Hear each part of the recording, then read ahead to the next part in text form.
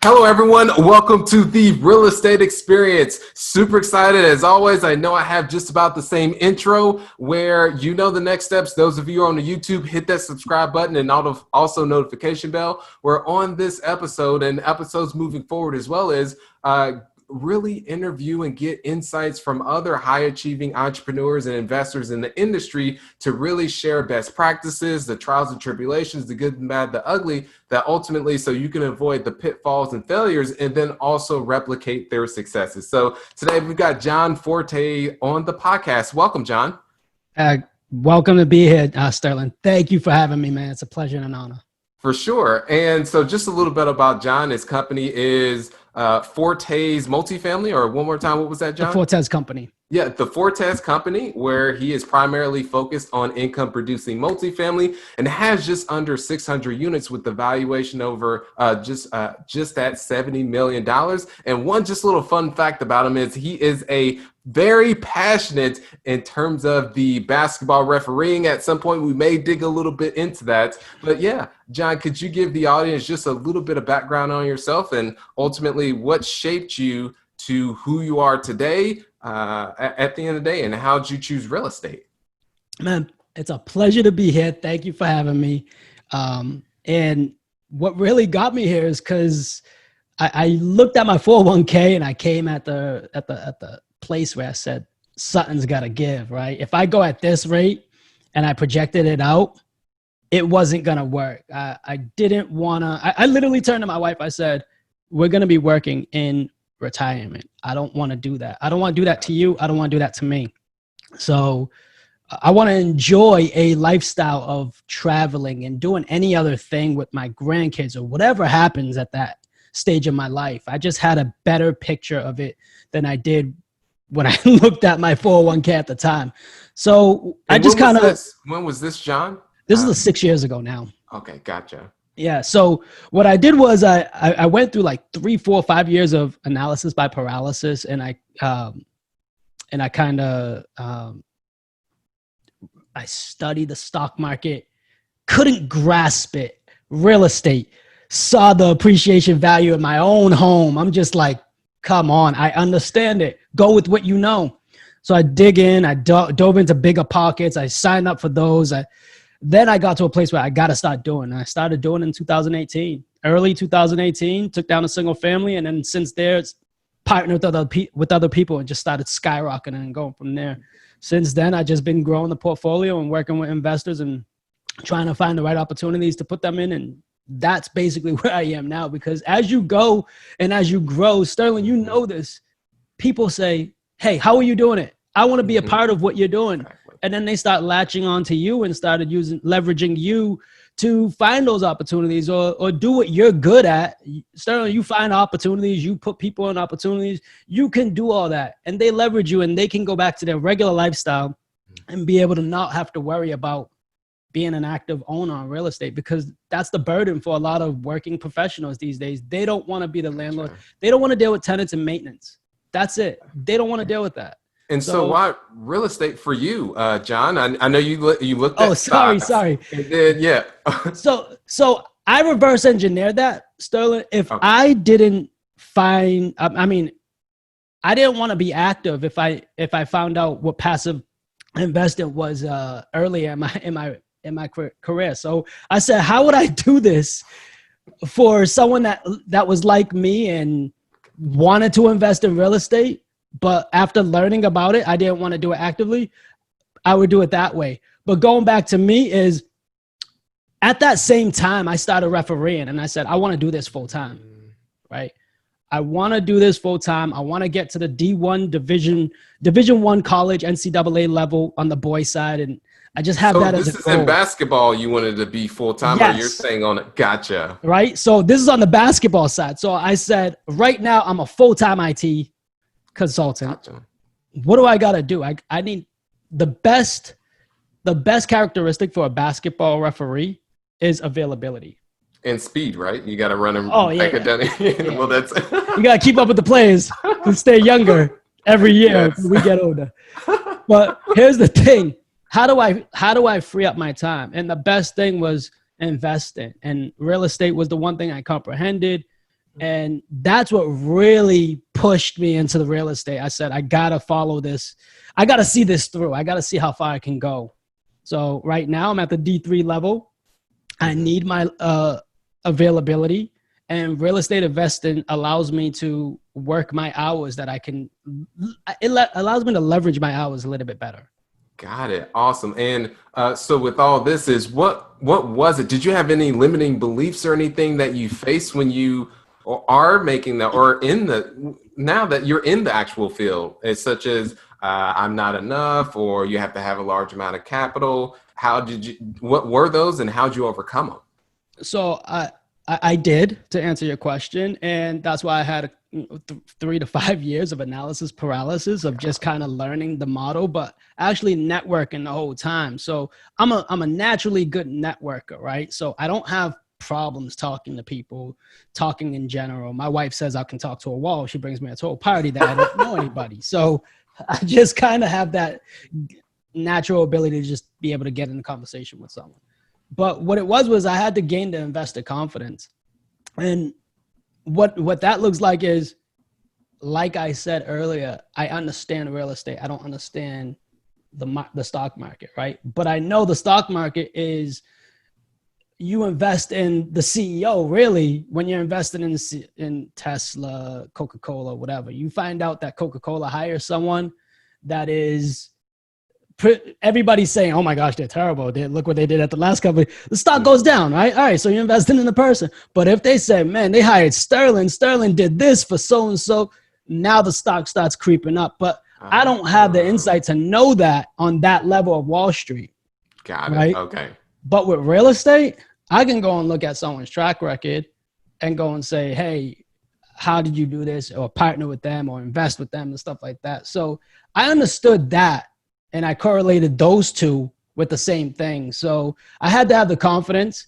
And another thing with the investor confidence is knowing how real estate pays you and understanding the models and who the sponsor is and how to vet people and all of that.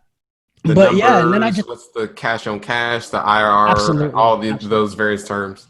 Understanding the different calculators out there. When you land on one, maybe even create your own calculator. And then that's how you really learn, right?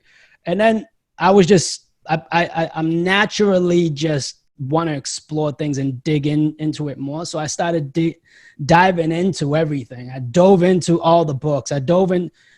One of my things that I say to people, I say, if you join a private Facebook community or a private forum, ask all the questions you can. You don't learn without asking, right? Yeah. And here's what I did too. So Sterling, you would ask a question in a forum like, hey, how do you do this? I would come and say, well, this is what I heard on a podcast. This is what I heard in a book. This is what I read in a book. This is what so I you're heard. being of value. You're not just someone that's. I didn't even have experience then. Got it. I didn't even have experience. And I was just saying, this is what I heard. But here's the reason. It was kind of twofold. One, it would solidify that I knew it, right? That I would have the confidence to gain from it. If someone came in and was like, John's right, but also do this. 2, I would learn something else if someone did that, right? Gotcha. 3, if I got it wrong, guess what? Someone would clean it up right out. John's wrong, but here's how you do it. I learned. I wasn't scared to put myself out there because I don't care at the end of the day. I'm trying to find the answer the same way you are.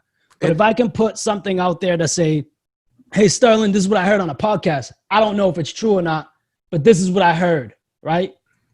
Maybe you didn't hear that, but maybe that's value of you. And then maybe someone else could come and say, hey, that is right. That's what we did on that last project. And then that's how I started gaining that confidence of understanding things. But also what I would do too is I would keep an Excel spreadsheet of this was right, this was wrong. And I was just kind of like grading myself at the same time. So that's how I really accelerated my learning curve on that. And then I jumped in and did my first single family. And the day we closed. And before you go into that, John, I really want to piggyback on what you mentioned about putting yourself out there.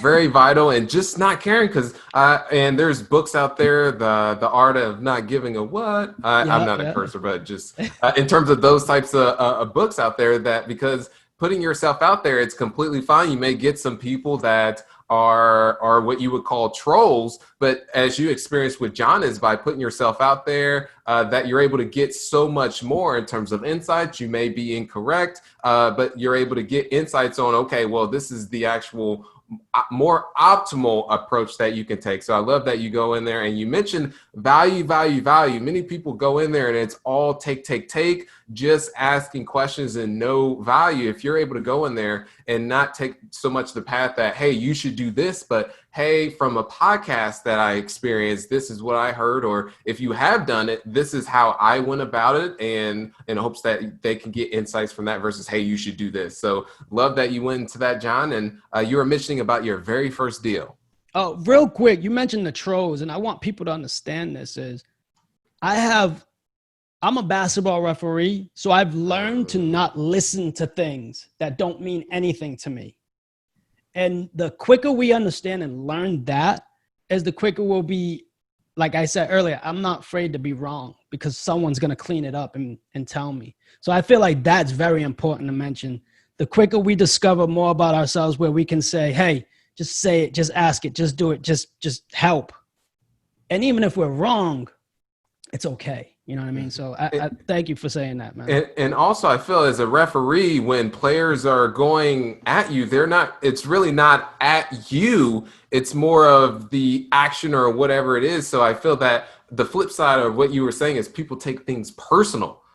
Which there's a phenomenal book that I read, which is called The Four Agreements. And one of the agreements is to not take anything personal. I have lived that. Of course, I'm a human being. Some things still end up cutting through. But a lot of times it's, let's say you're driving on the road, someone flicks you off and then they cut you off, is they just may have had a passing in the family or something like that. And now they're taking out on you as just, hey, don't internalize it. Just going on about your day. That's very important, man, because we do have a tendency of internalizing everything as human beings. And that right there is the letting go of that. If we can let go of that, I think we live more fulfilled lifestyles, more giving lifestyles to understand people a little bit better, man. That's how I see it. Yeah. And going back to your first deal, definitely took that segue, but yeah, that's very important on that. So I transitioned, and I the day we closed, no lie, Sterling, or a couple of days before, I turned to my wife. I said, we're not doing no more single families. We need more buildings. I want anything 6 units or more, whatever. So your first single family deal, right after that, or a couple of days before, you're like, no, we're no longer doing this. You had your moment right then, light bulb went off. Yeah. Well, here's the thing too. Everything that was pumping out with podcasts that I was diving into and books that were just coming my way just felt like the world, God, the universe was just saying multifamily, multifamily, multifamily. And it was just everything I was reading. So I was like, I have to. So I got some education. I bought a program. I leveled up. I literally just started scaling. And then all of a sudden, what you put out, I was on those forums and people were reaching out, hey, you know, I have this opportunity. You want to go ahead? And that's how the 62 unit came, like 5 months later. And then 5 more months later, the 41 unit, where we discussed before we started recording, we already just positioned from, we exited on, and we had it for 18 months. And it's just been like that type of networking, just putting yourself out there, and just everything just gravitates towards you in an abundant type mentality. You reap what you sow. Absolutely. Or you could say, this is one example I like to use with people, is when they stand in front of the fire and they're waiting for it to heat up, but they never put in the wood to experience that fire that comes from it. So that's one example I learned from Earl Nightingale of hey, you got to put in the work to get out of it. I love that. I love that. Thanks for sharing that, man. But yeah, that's basically how it happens. When you get the ball rolling, it just starts to snowball. And then you want to put more, you want to offer more. And then all of a sudden you look up one day and Sterling, look at you, you got podcasts, you got, you know, your social media is firing all cylinders, and you got educational content everywhere. You're helping, you're just putting it out there. And then people are naturally gravitating towards you because Sterling knows what he's doing. Sterling, I've resonated what he said on that post. I saw that video, what you did, man, that interview with Grant Cardone. Like, it's just things you do, man. Yeah. And so I want to shift from when you were talking about the single family to multifamily, is how What was a failure that you experienced that later set you up for success? Man, it's the failures really with me. It's not really in multifamily. It's just like if I don't do anything, I regret it, and I don't want that feeling. And that feeling is more of, like I said, internalizing things. That's something that I don't want to go to bed with at night. Right. So if Gotcha. I feel like I did Or at least look 80 one thing, years away from now yeah, and you look back and like, God damn, I didn't do this. I didn't do this. I didn't do this. Versus if you live more fulfilled, you're like, well, I did all I could. And now you feel a lot more better. But if you're past that and you're yeah. regretting, it's like, what can you do now? Yeah, well, here's the thing. Like when we were in high school, my buddy turned to me and asked me a question. It was a personal question, and I answered it. And I was like, man, I regretted it. And he was like, yo, you shouldn't regret anything. I'm like, why? He goes, because that was all you knew in that moment of time. So that's it. So if you knew only that in that moment of time, you shouldn't regret it in the future. And I was like, I've been carrying that since. So Are you sure this wasn't a dream or anything? Or this is like what do you call that? Like your guardian angel as a friend? it was my What the buddy. heck? We were Yeah. talking about something pretty personal, and he was like, "You should, Okay. nah, man, just don't carry that with you." And it was just like, for like the minute he said that, I felt so free, and I was like, you know what? If I make my decisions with the information I have at that moment in time, that means I've done my best to try to, just research everything I do. So it it goes now to this day, and if we're going to buy a TV, my wife will not come. She goes, you put them through the gauntlet all because of buying a TV, because you go in and you already know what model you want, but you want to ask them to compare it with them and see if they know what you know. I'm like, it's not that. I want to see if there's a better model that they don't have in the back.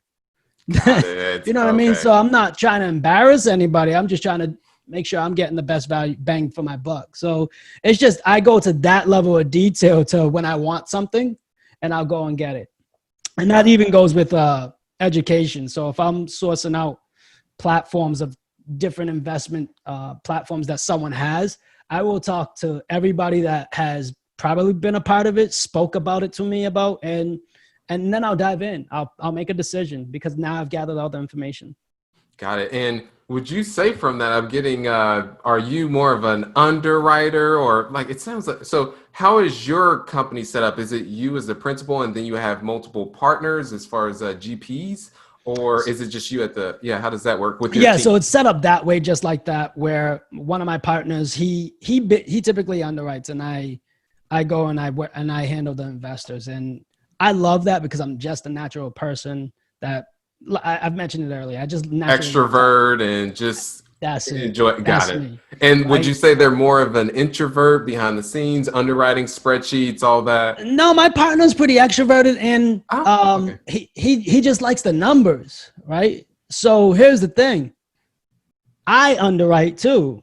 So what's the best part is he'll do the underwriting. I get to see the finalized version of it and be like, oh, did we capture this? And if I notice anything, I get to kick it back to him, which we're pretty much on the same page now. We understand each other. So it's really, really just like fluent now. Like I like it. So we're on the same page. So it works out that way. But also I'm an advisor for the underwriting for Michael Blanc's program too, the SDA. So I'm one of the advisors there.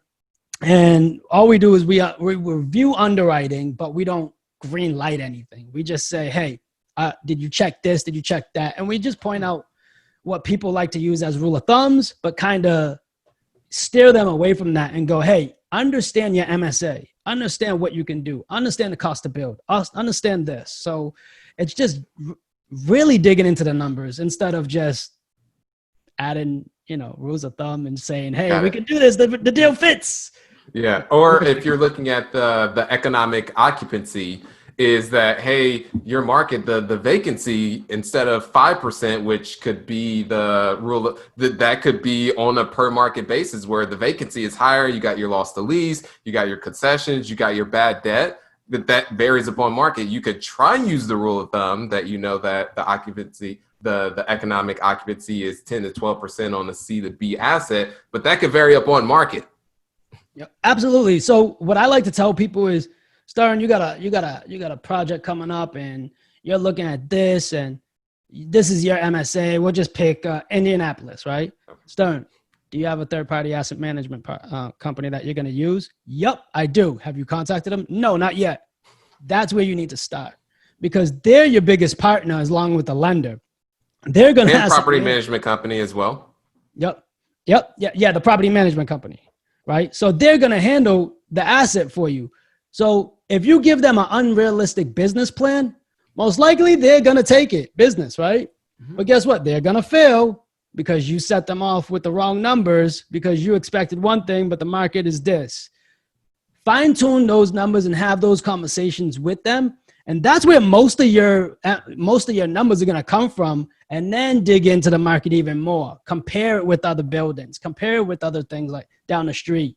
Call the other property management company. The more conversations you have, the finer the detail you're going to get.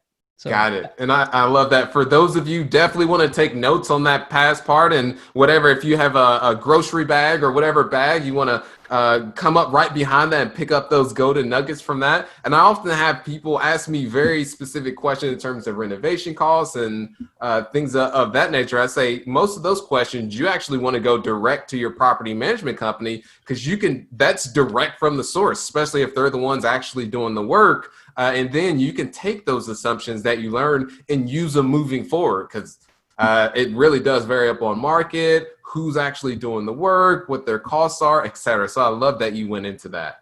And it's the best way to do it, man. Just dive into the numbers as best as you can. yeah. So how did that very first deal go for you on the multifamily side? Meaning, how did well, you mentioned, I believe you said someone sent it to you from Bigger Pockets. How did you structure that? And was there any back and forth? So we met our partners through the Jake and Gino community. So what we did was, sorry, I didn't mean to misspeak if I said Bigger Pockets, but yeah. So what we did was we came together. We looked at this project. It's a total renovation. Every unit needs to be done. The decks needed to be done. I've spoken about this on other podcasts, and it's just like literally a shell, somewhat. Well, pretty much the tenants basically they had to go because they couldn't live in it while we were doing the decks.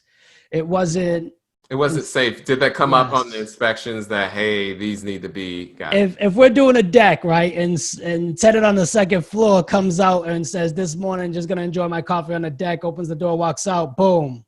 Hey, the deck's and they're definitely going to hit you with they're definitely going to hit you with suing. I had someone the other day just following some ice or something random like that, and they try and sue. So yeah, Dennis will definitely try and nitpick. You want to keep yourself out of those. So we had to buy building by building. We had 3 buildings on the 62 unit.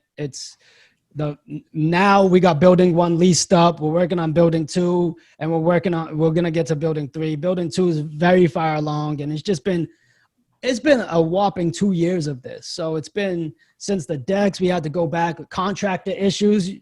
Everything you can practically have as an issue probably has happened with this one, where flood happened in one of the units after it was kind of like renovated or something. It's just, think about it. It happened. Like, it's been there. Hurricane? We're over the hump now. We're coming down the hill on this one, right? So we've had, as investors, we JV this opportunity. So we had a couple internal capital calls as well. So think about everything you can think of. That's it, right? So what was one thing that you encountered that you believe you could have mitigated on the front end, if there was anything, or looking back that, I knew that was going to happen, I should have did this? Actually, more labor. Like, we selected a crew that didn't have the right labor team, and it slowed the process down. Were they the cheapest? No. No, they weren't? Okay. They weren't the cheapest, no. But they didn't have the team. So my understanding is that they were going to kind of scale up as they took on the contract, but they didn't. And you mean they just had a small team and just weren't able to hire to really scale? Okay, gotcha. Yep. Yep. So going forward, what I would do is I would make sure that they had the capacity to be able to really do this in a certain timeline. But like, if you can't meet these timelines, you lose capital on this. Like, if if you have 1 month to do a building, every day after that month, you lose X amount of dollars. Like, that's how I would structure it going forward. Another thing is hiring 2 crews. So Okay. the best way to do it is if I have 3 buildings and I need 3 roofs done, I would hire 1 crew for 1 building, another crew for the other one. The last crew that does the best job will get the 3rd building. That's what I would do. Got So it. that's the little things that I learned along the way. And that's just by having conversations with people that's done this, seeing it. And now also too, Sterling, I know what kind of deals I don't like. Got it. I know deals that I really like. I like singles and doubles, and that's it. Home runs will come whenever. I don't care. I'm not swinging for the fences. I'm swinging for average. I want my, 7 to 8% returns, and anything after that is just a win for me. My number one goal is if the investment is safe enough for me to beat inflation, I I'm most likely gonna dig deeper to find out if I like it even more. My Got goal it. isn't beating inflation 1% at a time, and that's all I'm trying to do. Got it. And one thing that you mentioned about when I was talking about failures or what you've learned from, and then you went into a couple examples. Thank you so much for I should sharing have I those. should have said that Is one. yeah. And I had someone on the podcast. Gosh, what was his name? Michael Becker, and he really said a gem in essence that. He said that most people, even though you read all these books, you're on Bigger Pockets, you're in others in terms of their ecosystems, understanding that you can hear about these mistakes, but you'll make them anyway, and then you experience it, and you're like, oh, well, I definitely don't want to do that again because you'll see it, but then you'll be like, oh, well, it may not be that bad. Prime example is one thing I learned is always raise enough money on deals to take care of the capex and the renovations, and do not attempt to take it out of the cash flow. Do not, do not, do not. And did that on a deal, and it ended up biting me. And I experienced it. I was like, we'll never do that again. If a deal does not pencil out, then you just got to move on to the next one. And luckily, we were in a good part of the market and ended up selling on that and getting a good return. But in essence is if we're not at, depending where we were at in the market, it may not have been that experience. So that's one thing I want to share, and glad you tapped on that. Now that's awesome. I mean, experience is the best teacher, but I don't want to experience a lot of tragic things. So that's the thing. Like I personally grew up, if my cousin sped down a street, I wouldn't speed down that street if he got a ticket. So I kind of have a little bit of good discipline. I wouldn't say it's always good because you do want to speed sometimes, right? But there's going to be things you walk into that you're going to be like, oh man, I knew about that. That's absolutely right, man. Sometimes there's not enough discipline.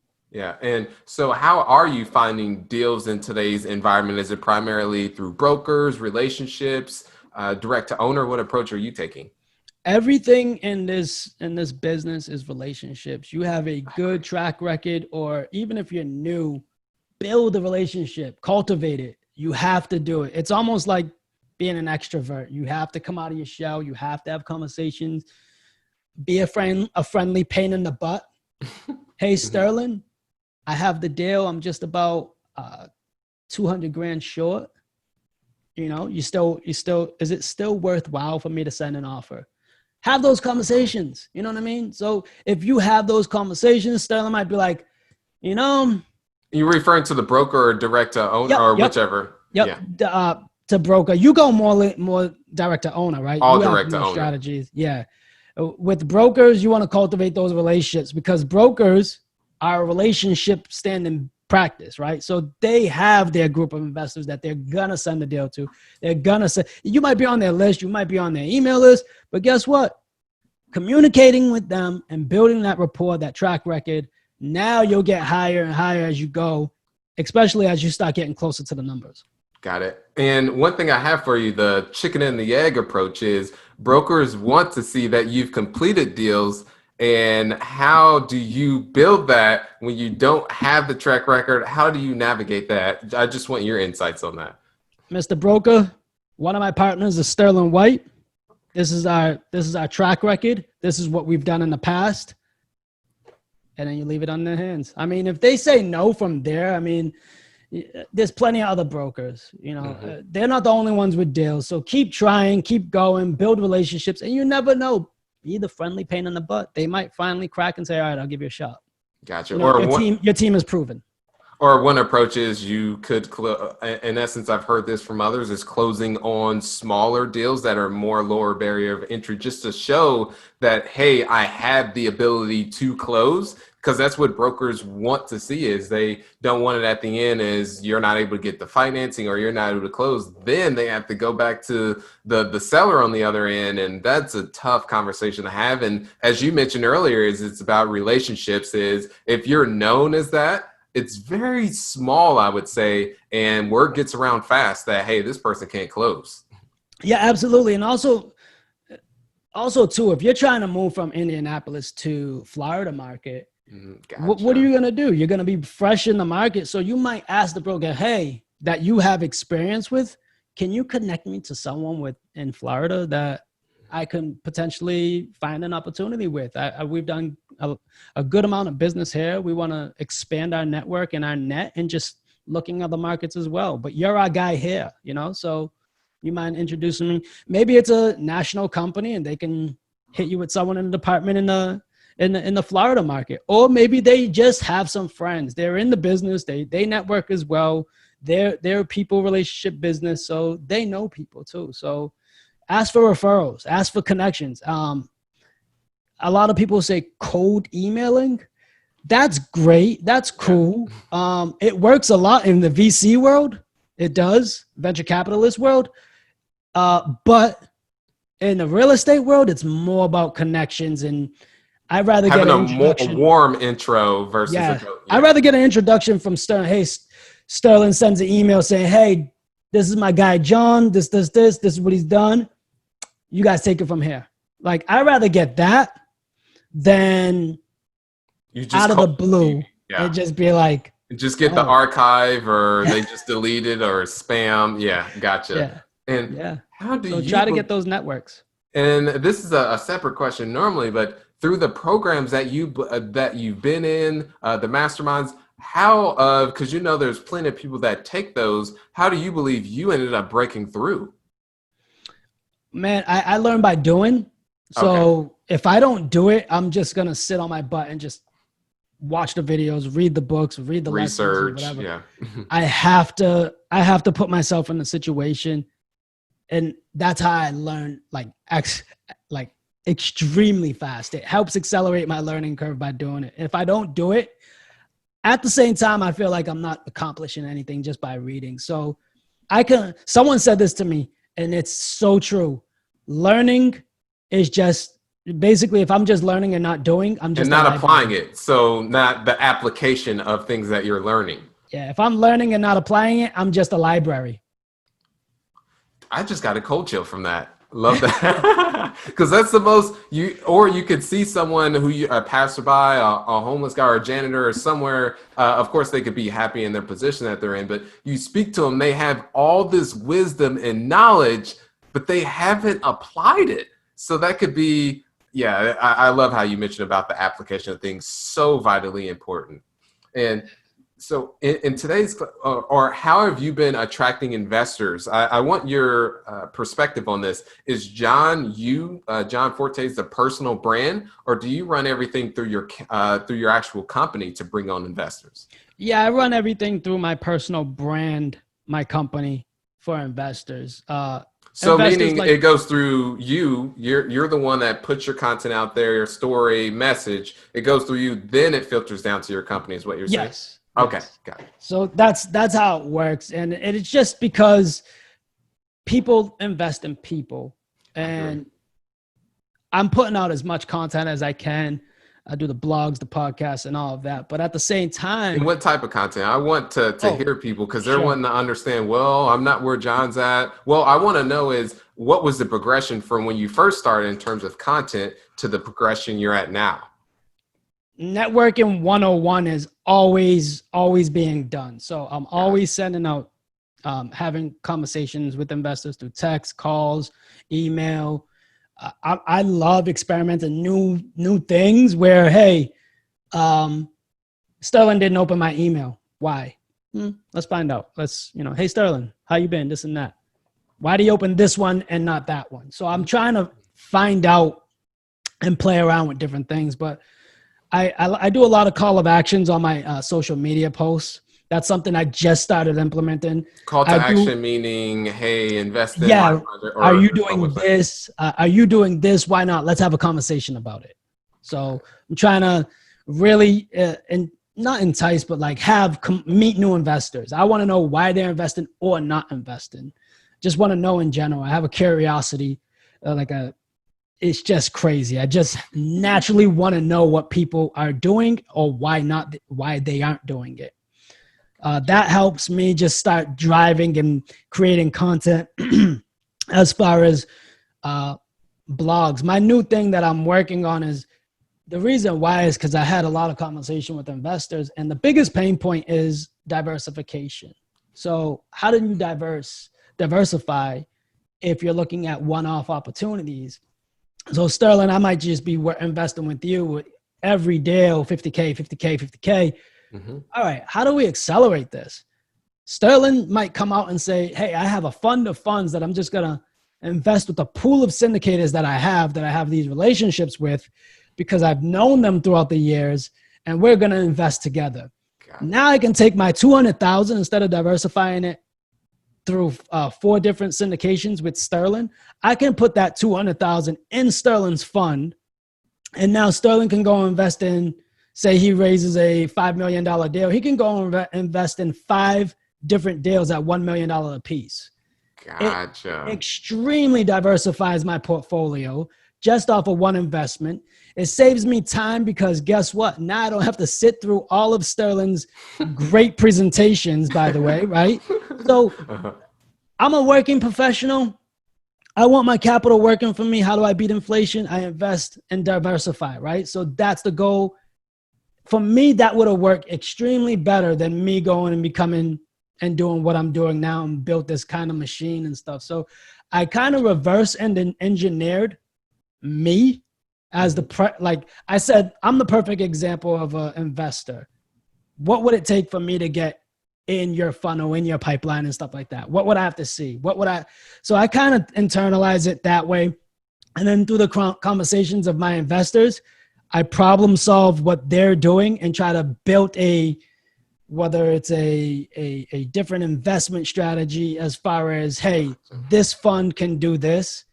And we still have our syndication model right here. So we're still syndicating through a fund, but also we're doing one-off syndications for those that want to go through that gauntlet of, hey, can I see the underwriting? Can I verify the underwriting?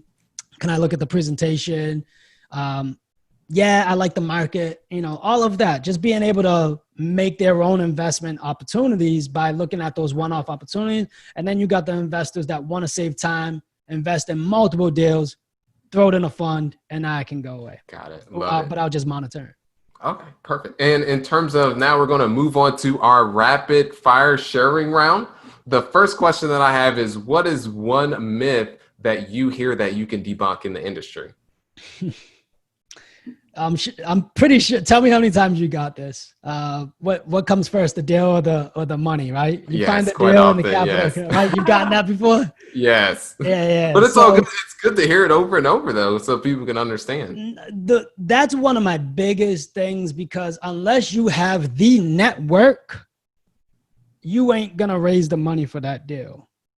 So don't go and lock up the deal saying, unless you're really determined. I don't want to debunk the whole thing, because I'm sure people have done it. There's always an anomaly somewhere, but very small amount in terms of. But they were persistent and they figured it out. A lot of people that come to that roadblock, they might shut down. So I don't want to put people in a position where they're saying, maybe I can do it, right? But I feel like if you're networking correctly and you're building the database, or nurturing your investors or priming that pool, you're going to come away with a better chance of closing that deal you get on the contract easily. So I would say do both at the same time, but Love it. focus on Yes. your investors mainly.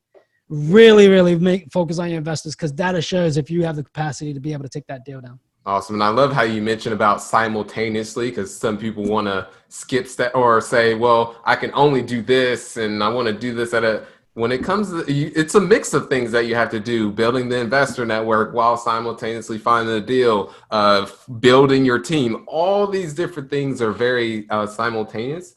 So the second is, what has been one gift that's been under $100 that's most impacted you?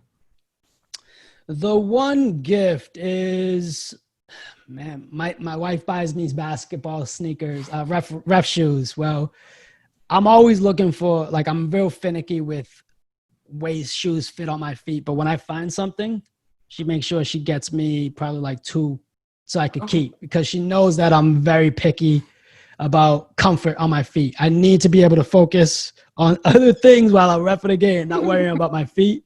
So I go and I buy a lot of running shoes. And if I like it, I'll look for it in all black. I won't buy it unless they can make the model in all black, right? So for reffing. So that's kind of where I do my test trials and I like to run outside. So whether it's $150 or less than $100, my wife will find it for me. And that usually means a lot to me. Awesome. And the last question, which will be a little bit deep, is why do you believe we're here on this earth? Man, all right.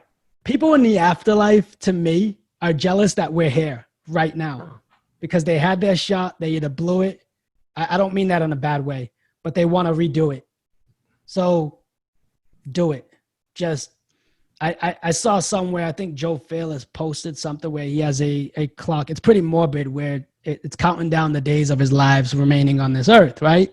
His days? Yeah. He said that he took the average life expectancy and he put it on a countdown clock. So he has it in his office. Wow, that's deep. And he looks at it. And it resonated with me because that's how I feel. I'm like, people are jealous. I don't want to be out there saying, man, I wish I could do it again. I want to make sure this go round is worth the while, right? It's worth its weight in gold. It's worth its entrance in wherever, heaven. And like, I want to make sure the afterlife, I can say, yeah, we did that right.